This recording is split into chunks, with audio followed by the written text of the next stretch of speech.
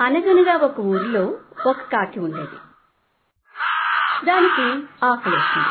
కావ్ కావ్ అంటూ అటు ఇటు తిరిగింది. ఓ చెట్టు కింద ముత్తమ్మ అనే ఒక ముసలమ్మ వడలు కాలుస్తోంది. అది చూసి కాకి నేరుగా వెళ్లి ముసలమ్మ దగ్గర కూర్చుంది. నాకు ఆకలిగా ఉంది, ఒక వడ ఇవ్వు ముత్తమ్మ అని అడిగింది కాకి. కాకి, కాస్త ఓపిక పట్టు, తడిసిన కట్టెలు పెట్టాను, పొయ్యి సరిగ్గా మండటం లేదు, వడ ఉడికిన తర్వాత ఇస్తాను అంది ముత్తమ్మ. కాకి ఆలోచించింది.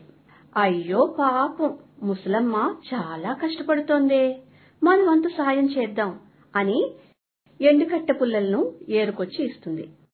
ముత్తమ్మ వడలు కాలుస్తున్న జోరులో కాకిని మర్చిపోయింది.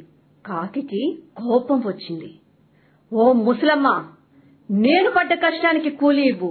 ఇంతకు ముందు నేను అడిగింది భిక్ష, ఇప్పుడు నేను అడుగుతుంది కూలీ ఇవ్వు. క్షమించు కాకి, ఇదిగో వడ అని ఇచ్చింది ముత్తమ్మ.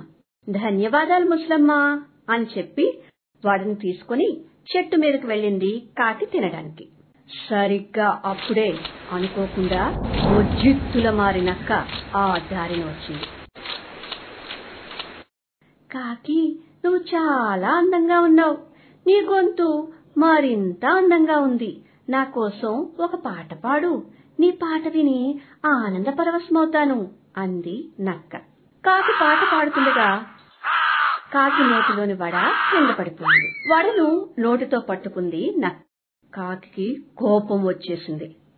నేను కష్టపడి సంపాదించిన ఆహారాన్ని నువ్వు ఏమార్చి తీసుకుంటావా? ఉండు, నీ పని ఇప్పుడే చెప్తా అంటూ భీకరంగా కావ్ కావ్ కావ్ కావ్ అంటూ అరిచింది కాకి. ఒక్క కాకి శబ్దానికి కొన్ని వేల కాకులు వచ్చేశాయి.